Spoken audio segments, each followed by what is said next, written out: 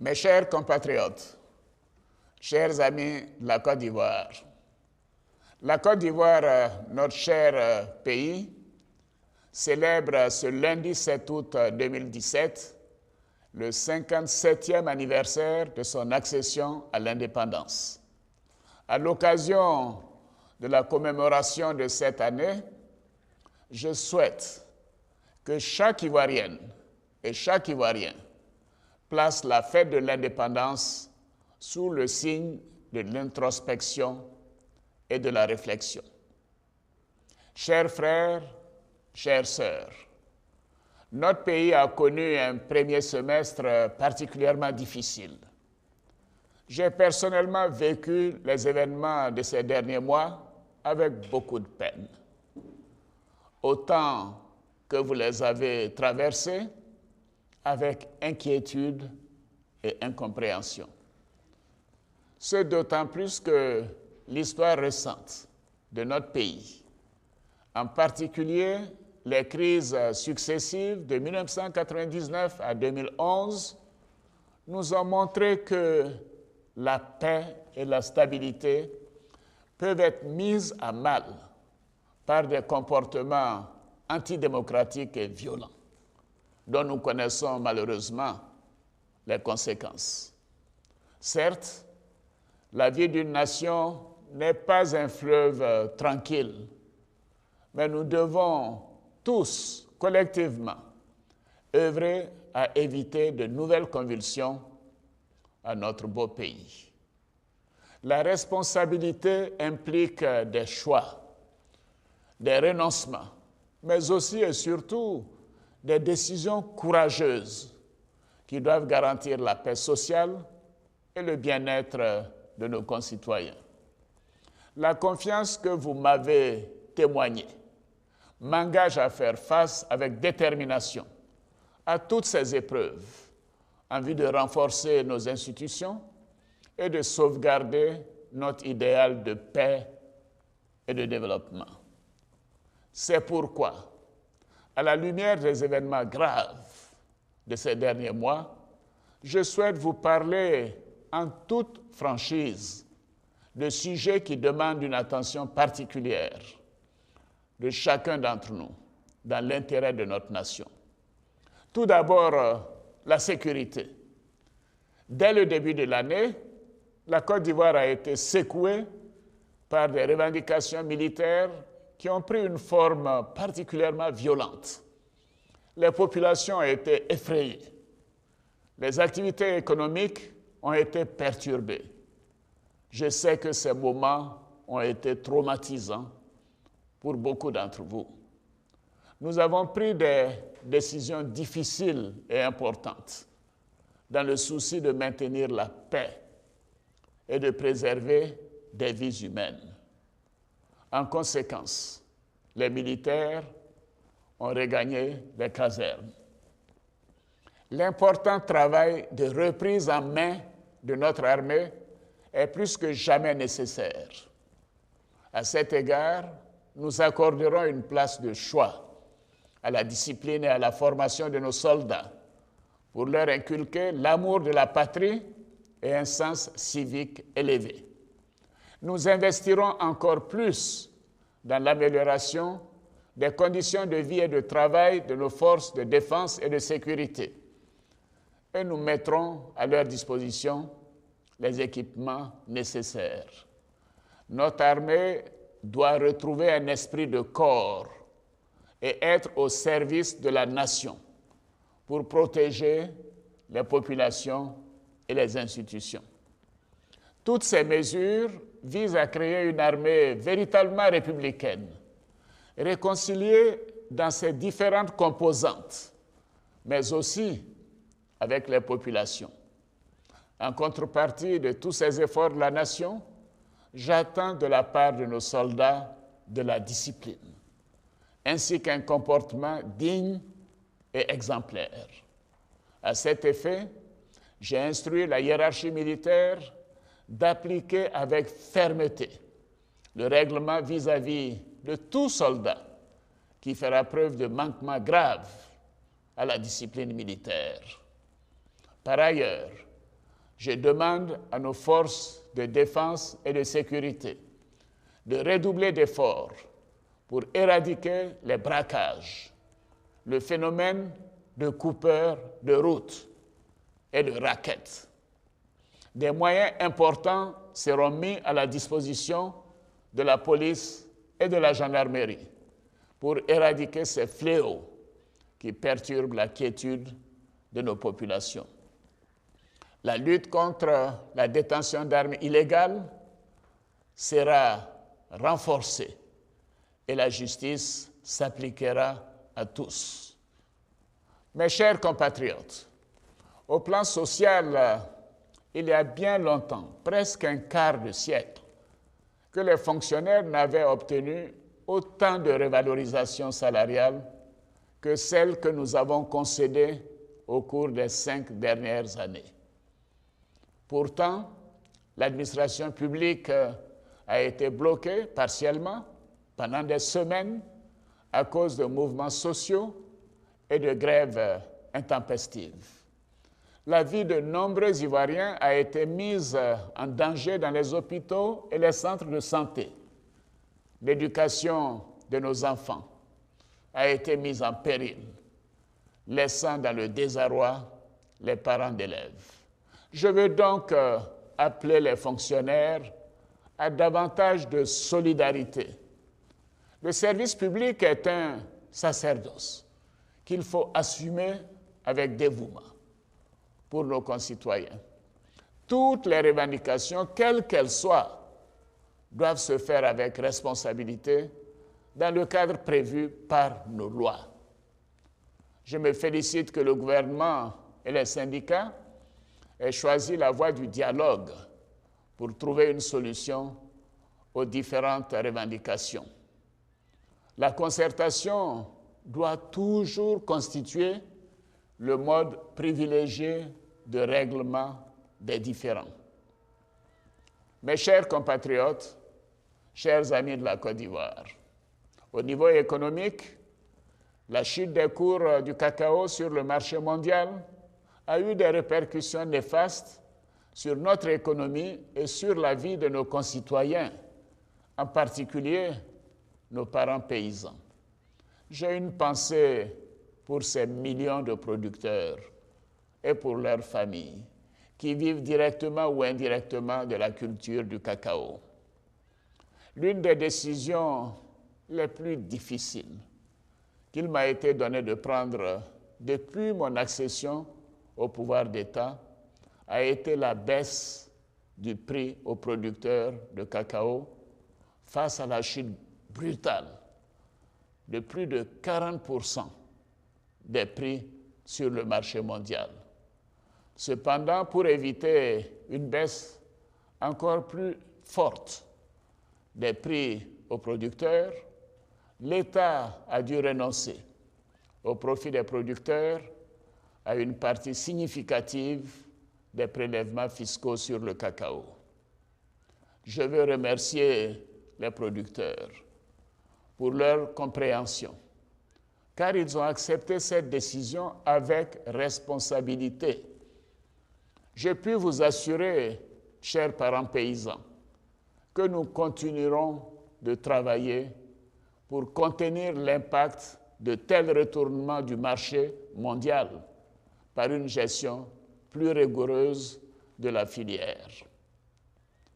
Mes chers compatriotes, vous le savez, mon ambition est de faire de la Côte d'Ivoire un pays émergent à l'horizon 2020. C'est à cela que je consacre toute mon énergie. À cet égard, notre action durant ce second mandat est principalement axée sur la transformation structurelle de notre économie et l'amélioration des conditions de vie des populations, notamment celles des jeunes et des femmes. C'est un engagement que j'ai pris avec vous. C'est un engagement qui sera tenu. Dans ce cadre, nous comptons accélérer les réformes pour favoriser la transformation de nos produits agricoles, stabiliser les revenus des paysans et créer davantage d'emplois pour notre jeunesse. L'autonomisation des femmes continuera d'être une priorité de mon gouvernement. Le secteur privé continuera de jouer un rôle moteur dans la croissance économique de notre pays. Ainsi, en vue de relancer l'investissement et la consommation, l'État vient de payer les arriérés de la dette intérieure au profit de 3 900 entreprises pour un montant total de 232 milliards de francs CFA. Nous poursuivrons nos investissements dans les services sociaux de base, que sont l'éducation et la santé, pour le bien-être de nos concitoyens les plus vulnérables. Nous allons assurer un meilleur approvisionnement de nos marchés afin d'alléger le quotidien de tous les ménages ivoiriens. Je me réjouis que la lutte contre la vie chère soit abordée maintenant avec une approche nouvelle et pragmatique par le gouvernement, en ciblant de façon spécifique les prix des denrées alimentaires, du logement et du transport. Nous continuerons à investir massivement dans les infrastructures routières, énergétiques et de l'eau potable pour améliorer les conditions de vie des Ivoiriens ainsi que la compétitivité de notre économie. Enfin, la lutte contre la corruption à tous les niveaux continue d'être une priorité du gouvernement. Les ressources de l'État doivent servir à la majorité des Ivoiriens et non pas à quelques-uns. Les détournements des deniers publics seront sévèrement punis et des poursuites seront engagées contre les auteurs. Mes chers compatriotes, au plan politique, je voudrais rappeler que nous avons eu l'élection présidentielle il y a à peine 2 ans, précisément en octobre 2015. La prochaine élection présidentielle, prévue par la Constitution, est dans plus de 3 ans et elle mobilise déjà beaucoup d'énergie. De tels comportements attisent les tensions au sein de l'alliance au pouvoir, alors que nous devons nous concentrer sur la mise en œuvre de notre programme commun, approuvé massivement par nos compatriotes. En tant que responsables politiques, nous n'avons pas le droit de rajouter des moments de doute aux difficultés que nos populations ont vécues depuis le début de cette année. Nos populations ne méritent pas ce débat au sein de la coalition au pouvoir. Elles ne le comprennent pas d'ailleurs. Nous devons rester unis dans l'intérêt de notre pays. La satisfaction des besoins de nos concitoyens doit pour l'heure être notre seule préoccupation. En ce qui me concerne, c'est le seul objectif auquel j'ai l'intention de consacrer toute mon énergie jusqu'au dernier jour de mon mandat.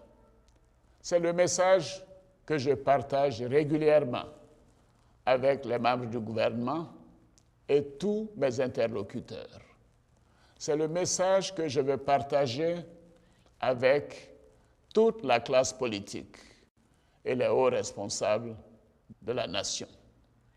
Je veux dire aux uns et aux autres que pour la prochaine élection présidentielle, tous pourront se porter candidats selon les dispositions de notre loi fondamentale qui garantit des élections démocratiques et transparentes.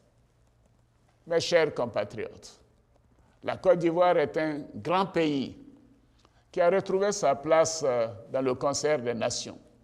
Notre pays bénéficie de la confiance des investisseurs internationaux, comme en témoignent les résultats de nos récentes levées de fonds sur le marché financier international. Au plan diplomatique, la Côte d'Ivoire s'est mobilisée autour de ses valeurs d'hospitalité et de fraternité. comme l'atteste le succès des 8e Jeux de la francophonie et surtout l'élection de la Côte d'Ivoire au Conseil de sécurité de l'ONU pour la période 2018-2019. Ce sont là des motifs de grande fierté qui doivent pousser chaque Ivoirien et chaque Ivoirienne à donner le meilleur de lui-même. Le prochain sommet Union africaine, Union européenne se tiendra à Abidjan en novembre prochain et verra la participation de plus de 80 pays. Cet événement contribuera également au rayonnement de notre pays. Ce sera aussi l'occasion pour les hauts responsables africains et européens d'adresser les questions liées au développement et à la jeunesse. Mes chers compatriotes, la Côte d'Ivoire est un grand pays qui a su aujourd'hui se relever après les graves crises qu'elle a traversées. En cela, je veux rassurer chaque Ivoirienne et chaque Ivoirien. Tous les voyants dans notre pays sont au vert. Un nouveau cadre institutionnel est en place, avec une nouvelle constitution et une nouvelle dynamique a été engagée. Faites-moi confiance. Les 3 années à venir seront caractérisées par plus d'action, davantage de croissance et de mieux-être pour tous. Chers frères, chères sœurs, chers amis de la Côte d'Ivoire, la fête de l'indépendance que nous commémorons nous rappelle justement que nos dévanciers ont obtenu avec dignité l'indépendance de notre pays, parce qu'ils étaient unis. C'est pourquoi je vous demande, chers frères et sœurs, de rester unis. Nous devons rester unis. Pour ma part, je continuerai à œuvrer sans relâche pour la réconciliation et une plus forte cohésion entre tous les Ivoiriens, sans exception. À cet égard, chacun d'entre nous doit avoir à cœur de préserver la paix et la stabilité. Je crois en la Côte d'Ivoire, notre beau pays. Je crois aux valeurs qui fondent notre nation. J'invite toutes les forces vives de la nation à travailler main dans la main à cette noble ambition dans la fraternité et la responsabilité. Bonne fête de l'indépendance à toutes et à tous. Vive la République, vive la Côte d'Ivoire, que Dieu bénisse notre beau pays.